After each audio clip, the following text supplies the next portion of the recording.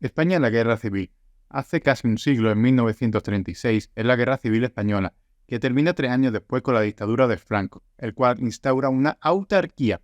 Eso significa cerrarse al exterior y autoabastecerse de lo que se produce en el propio país, el cual estaba ya de por sí sumido en una pobreza y retraso social por una muy dilatada y costosa, muy costosa en todos los sentidos, guerra abierta.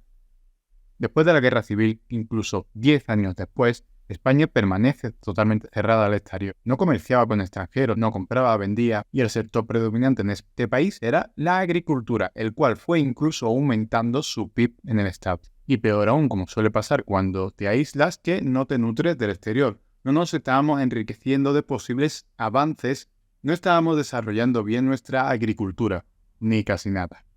En vez de beneficiarnos de las innovaciones que en los sectores se pueden dar, estábamos estancados con métodos tradicionales.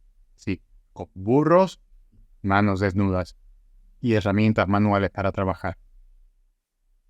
Tenemos que irnos hasta los años 50 para que haya un cambio importante de esa mentalidad autárquica. España estaba después de la Guerra Civil altamente mermada tras una contienda muy larga y tristemente alta en bajas humanas. Perdimos un 10% de la población. Imagina si el año que viene muriese una de cada 10 personas que conoce. Importante mención que, como imaginaréis, la mayoría de las muertes fueron hombres en edad de trabajar, dejando la demografía trastocada y la mano de obra empeorada. Se llegó al punto del racionamiento de alimentos. Y bueno, como siempre suele pasar cuando nos regalan las cosas, ahí vino el acabose. La gente tenía menos de lo indispensable para vivir, por lo cual, sí, la gente moría de hambre.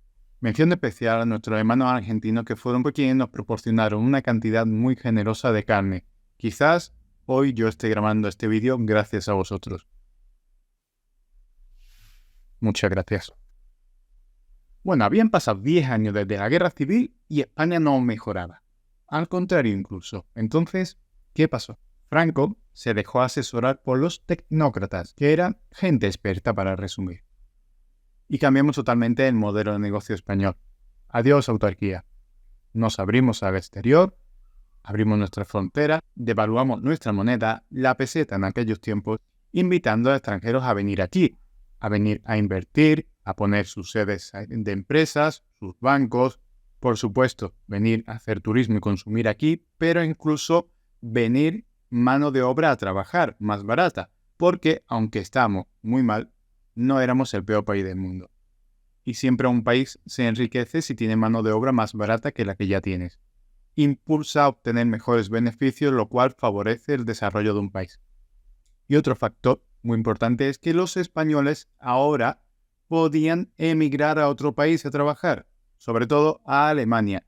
Allí se fueron, lo diremos muchas veces, se fueron nuestros abuelos a Alemania, trabajaron muy duro, seguro que muy bien, ahorraron, consiguieron más dinero, lo trajeron a España para ayudar a sus familias y eso es otro método de enriquecimiento de un país, que hasta la fecha no se daba con la autarquía. Eso nos permitió modernizarnos en todos los sectores. La gente fue migrando de la agricultura a otros sectores. En la agricultura en ese momento estaba aproximadamente el 50% de la población española. Migraron sobre todo al sector de industria, servicios, construcción, hostelería. Esos empezaron a ser sectores fuertes. Gracias a una gran cantidad de turistas que venían a nuestra tierra a disfrutar de nuestras virtudes, nuestro clima, nuestra gastronomía, nuestra gente, nuestras playas, y comenzamos a tener una menor represión y mayor libertad. Fue en esos tiempos donde se empezaron a ver en España las suecas en bikini y cosas del estilo. Esto a Franco no le hacía mucha gracia. Os doy el detalle. Para Franco, la Iglesia era uno de los 5 pilares de la vida. Y era tan conservador que incluso el Vaticano le negó su bendición ya en los años 50 por estar demasiado atrás en los derechos de igualdad social entre hombres y mujeres, que no creo yo que ya en los años 50 fuera demasiado equitativo, pero consideró que el libertinaje, o libertad, era un mal menor con respecto a que la gente se muriera de hambre. Ten en cuenta que ningún gobernador quiere que su gente se muera y sea pobre, porque entonces al final terminará siendo él también. Pero increíblemente, España no ganaba tanto con las exportaciones como gastaba con las importaciones, ¿Por qué? ¿Cómo es esto posible? Pues por dos motivos principalmente. Uno, para un extranjero es mucho más atractivo comprarte a ti, o venir aquí a tu tierra y comprar cosas. Pero para ti se te encarece mucho más comprar cosas de afuera. Y dos, como he mencionado anteriormente, estábamos muy atrasados, tanto social, industria, en agricultura y en muchos ámbitos. Entonces, una vez que nos abrimos, necesitábamos muchas cosas.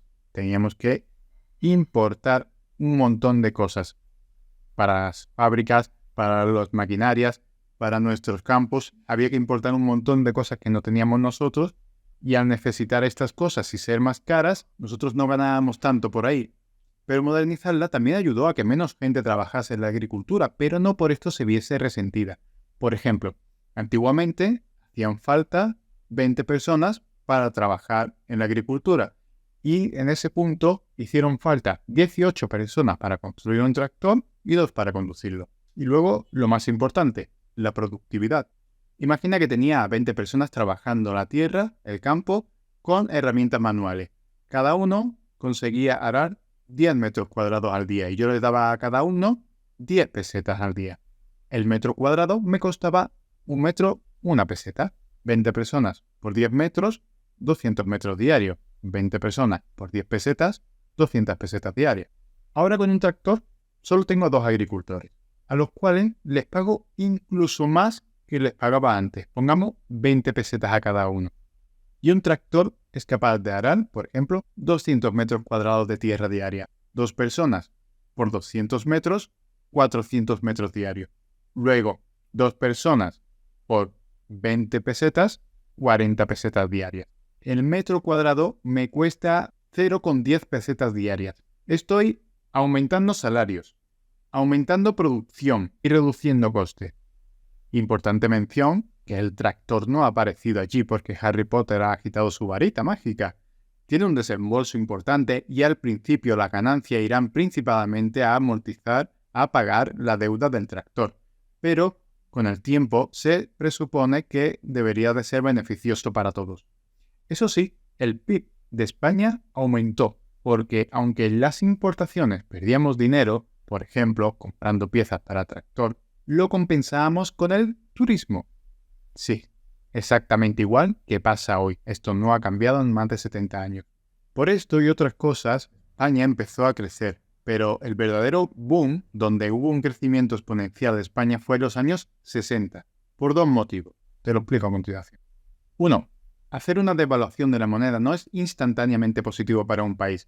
El primer año es incluso peor que como ya estabas, porque como te digo, tú necesitas comprar muchas cosas fuera si tu moneda es más débil. Si tu país es muy poco autosuficiente, se nota mucho la inflación. Y 2. Para hacer un mini resumen, España y Franco no caían bien.